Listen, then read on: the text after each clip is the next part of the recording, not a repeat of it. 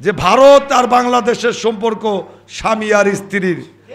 কাজে শেখ হাসিনা তার স্বামীর কাছে চলে গেছে, স্বামীর দেশে চলে গেছে।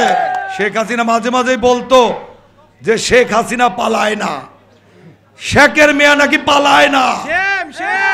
কিন্তু কিভাবে পালালো আপনারা দেখছেন। এক কাপড়ে কিভাবে সে পালালো। সে কোন জায়গায় আশ্রয় নিল? ভারতে আশ্রয় নিল।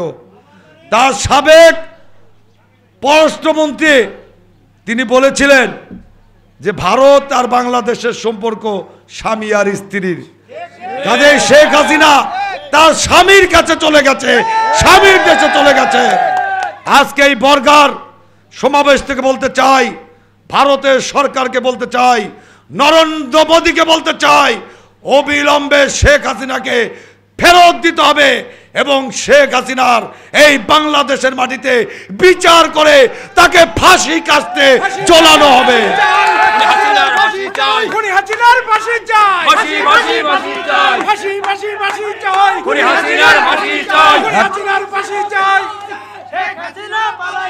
আর আমরা যেটা বলতে চাই, আপনাদেরকে সতর্ক থাকতে হবে যে আমরা হাজার হাজার মানুষের রক্তের বিনিময়ে আমরা যে নতুন করে স্বাধীনতা পেয়েছি, এখানে জাতীয়তাবাদী ছাত্র দলেরই 34 জন নেতাকর্মী নিহত হয়েছে, ছাত্ররা নিহত হয়েছে, কৃষক নিহত হয়েছে, শ্রমিক নিহত হয়েছে, মজুর নিহত হয়েছে।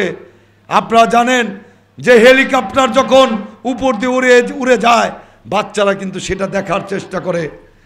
ঢাকায় যখন হেলিকপ্টার উঠতেছিল, বাচ্চারা সেটা দেখতেছিল। সেই হেলিকপ্টার থেকে গুলি করা হচ্ছিল, সেই হেলিকপ্টারে বাচ্চা শিশু, একজন পিতার কোলে একজন শিশু নিহত হলো। একজন 16 বছরের মেয়ে জানলা আটকাতে গিয়ে তিনি নিহত হলো। এই হচ্ছে শেখ হাসিনার এত রক্ত পিপাসু, তারপরেও কিন্তু শেখ হাসিনা ক্ষমতা ছাড়তে চায় নাই। শেষ পর্যন্ত চেষ্টা করেছে, কিন্তু ছাত্র জনতার জোয়ারের মধ্যে শেখ হাসিনা পদত্যাগ করতে বাধ্য হয়েছে। প্রিয় ভাইয়ের আমার, আমি আর বক্তব্য দিতে চাই না, সময় কম। আমার সভাপতি বক্তব্য রাখবেন, বেনজির আহমেদ টিটু আপনাদের মাঝে বক্তব্য রাখবেন। আমি শুধু একটা কথা বলতে চাই, এই বেনজির আহমেদ টিটু এই ইউনিয়নের সন্তান, এই বর্গা গ্রামের সন্তান। অনেক চড়াই উত্তরায় জেল জুলুম হুলিয়া, অনেক ত্যাগ তিতিক্ষা শেষ করে 35 বছর ধরে রাজনীতি করে আজকে তিনি একটা অবস্থানে এসেছেন।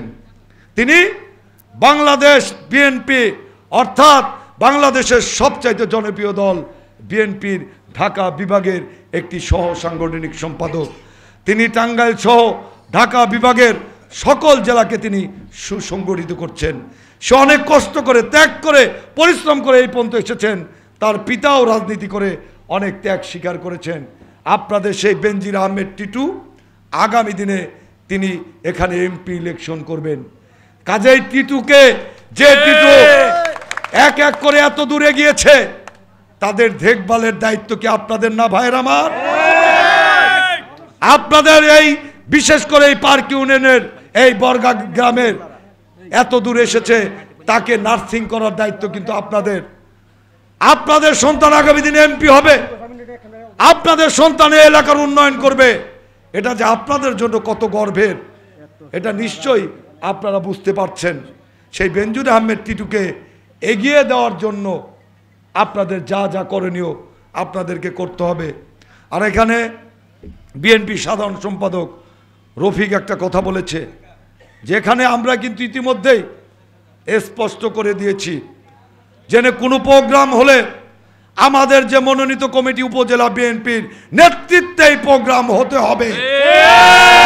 এখানে যারা এর বাইরে যারা করছেন, আমরা তাকে দলের লোক হিসেবে চিহ্নিত করতে পারি না। এমনিভাবে ইউনিয়ন কমিটি যারা আছে তাদের নেতৃত্বেই এখানে প্রোগ্রাম হবে। আমি একটা জিনিস বলতে চাই, বিএনপি বড় দল, এখানে নেতৃত্বের প্রতিযোগিতা থাকতেই পারে। একজন নেতা হইতে পারে, নেতা হইতে চাইতে পারে, সভাপতি সম্পাদক হইতে পারে, কিন্তু সেটা অবশ্যই শৃঙ্খলার মধ্য দিয়ে হতে হবে। তাই আমরা বলতে চাই, আপনারা এই এখানে যে শোভা এবং রফিকের নেতৃত্বেই আজ সকল নেতাকর্মী, কালিহাতী উপজেলার সকল বিএনপির নেতাকর্মী, আপনারা তাদের নেতৃত্বে ঐক্যবদ্ধ হয়ে আওয়ামী লীগের যে ষড়যন্ত্র, সেই ষড়যন্ত্রকে আপনাদের প্রতিহত করতে হবে। তারপর আমরা এই সরকারকে কিছুটা সময় দিতে চাই। এই সময়ের পর আগামী যে জাতীয় সংসদ নির্বাচন হবে, সেই নির্বাচনে ইনশাল্লাহ বেনজির আহমেদ টিটু সাংগঠনিক দায়িত্বে আছেন কালিহাতীর, তিনি এখানে মনোনয়ন পাবেন এবং তিনি অবশ্যই এমপি হবেন। এবং যারা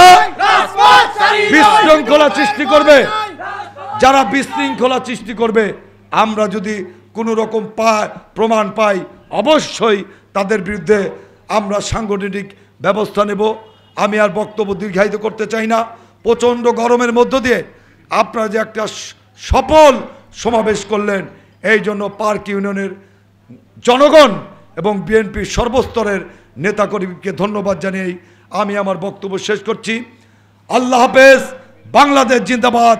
শহীদ জামর হোক। খালেদা জিয়া জিন্দাবাদ। দেশনায়ক তারেক রহমান জিন্দাবাদ জিন্দাবাদ। সকলকে ধন্যবাদ। আসসালামু আলাইকুম। সংগ্রামী নেতৃত্ব